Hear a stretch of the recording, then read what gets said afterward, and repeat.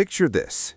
It's the year 1900, and somewhere on Earth, at every moment of the day, the sun is shining on British land.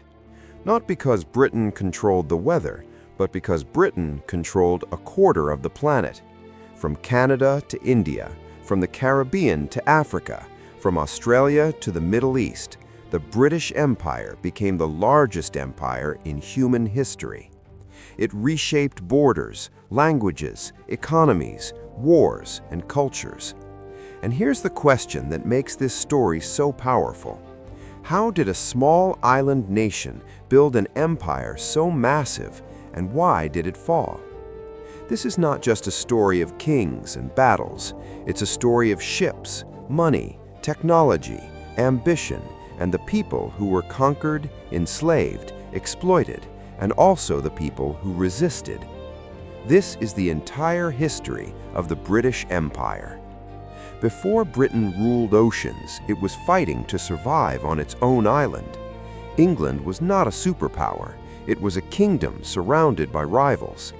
The medieval period was messy, filled with constant wars, unstable monarchs, disease, and a dangerous neighbor, France.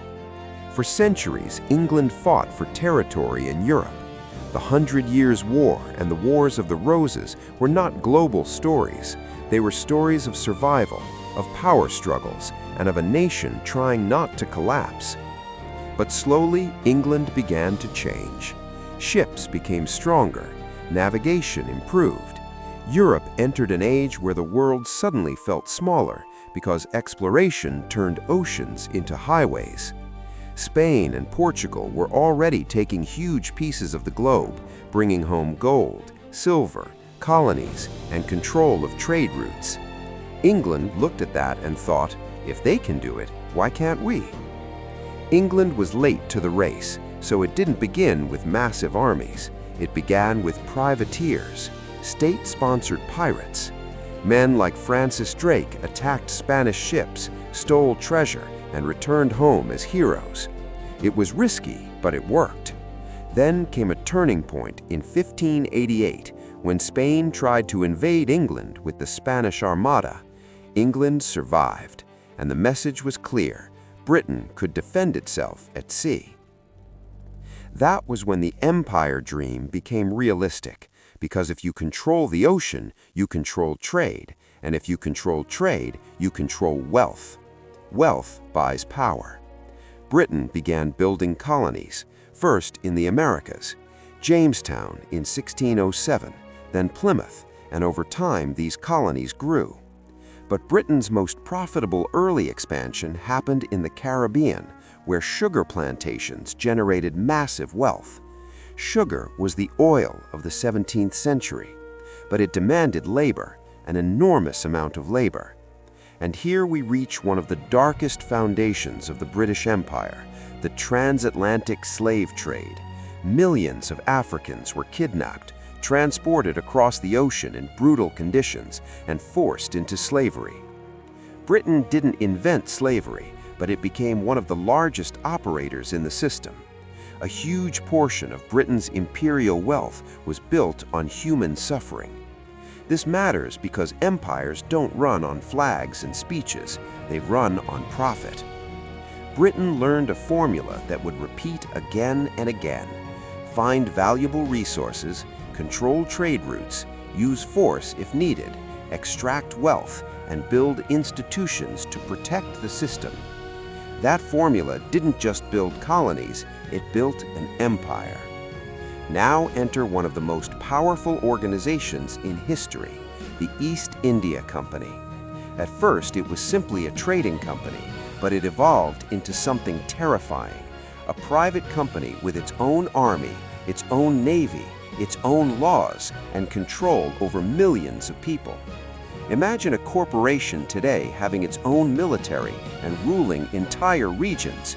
That is what the East India Company became. India would eventually become the crown jewel of the British Empire, but it didn't start that way. It began with coastal trade posts, then political influence, then military involvement, then conquest.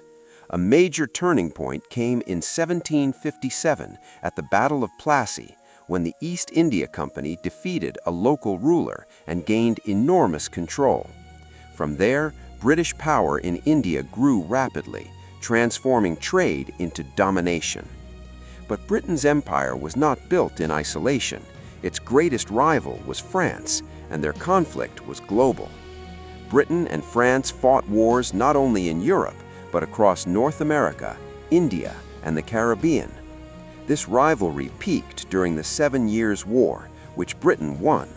Suddenly, Britain wasn't just a colonial power, it was the dominant naval power on Earth. With victory came confidence, and confidence led to a mistake. Britain tried to squeeze money from its American colonies through taxes and restrictions. The colonies responded with rebellion. The American Revolution shocked Britain. It lost the 13 colonies, and for a moment it seemed like the empire might shrink permanently. But instead of ending, the British Empire upgraded. Britain shifted its focus. If America was gone, Britain would build an empire elsewhere. The new center became India, and expansion accelerated in Canada, Australia, New Zealand, Africa, and Asia. Britain turned the loss of America into a new strategy of global dominance. Then the Industrial Revolution changed everything. Britain became unstoppable because it didn't just build an empire with ships, it built an empire with machines. Factories, steam engines, railways, and telegraphs made Britain faster, stronger, and more efficient than most rivals. Industrial power meant faster weapons, faster transport, faster communication, and a massive hunger for raw materials. The empire became a supply chain. Colonies supplied cotton, tea, rubber, gold, oil, spices, and sugar. Britain manufactured goods and sold them back, creating enormous wealth in Britain while crushing local industries in colonized regions. Imagine being forced to stop making your own products, so you must buy imported ones from the empire. That was the system. By the late 19th century, Europe entered the scramble for Africa, and Britain moved aggressively to secure trade routes and resources. Britain expanded into Egypt and the Suez Canal, South Africa, Nigeria, Kenya, Sudan, Ghana, Uganda, and many more regions. Sometimes Britain used treaties, sometimes it used violence. Often it used local divisions, playing groups against each other to maintain control.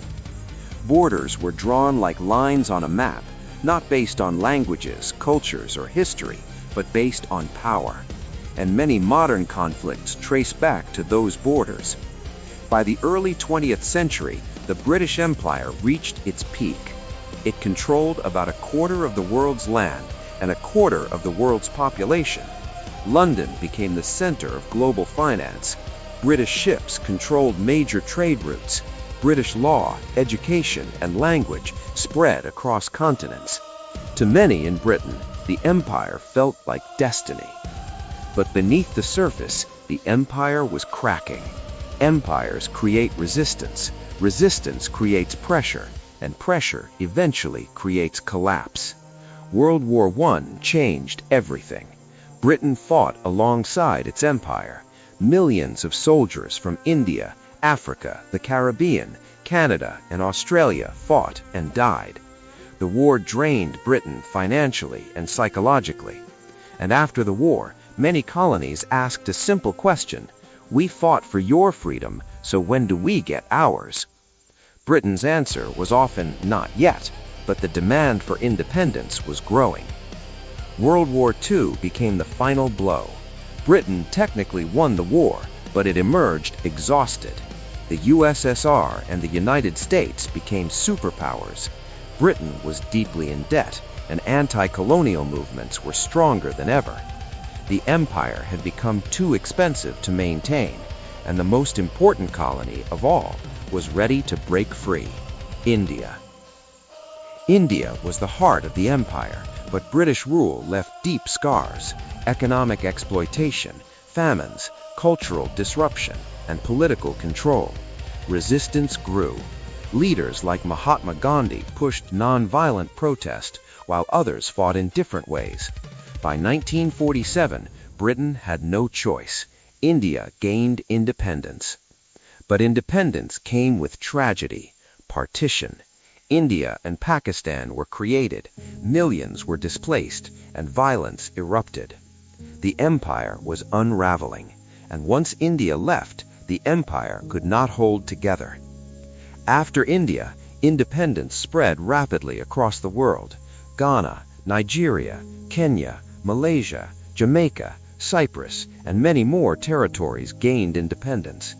Britain didn't lose everything through war. It lost much through negotiation and pressure. But some places saw brutal conflict. The empire was shrinking. Britain attempted to maintain influence through a new idea, the Commonwealth, a network of former colonies connected by history, language, and trade. Not an empire, but still a form of influence. Today, the British Empire is gone, but its effects are everywhere. English became a global language. British legal systems shaped many nations. Parliamentary government spread across continents, but so did exploitation, inequality, forced migration, cultural erasure, and long-term political instability. The empire created modern globalization, but it also created modern trauma. The British Empire is one of history's greatest contradictions. It produced industrial growth, global trade, and institutions, but it also caused oppression on a massive scale. It was both a builder and a destroyer. And here's the truth. The British Empire didn't vanish, it transformed.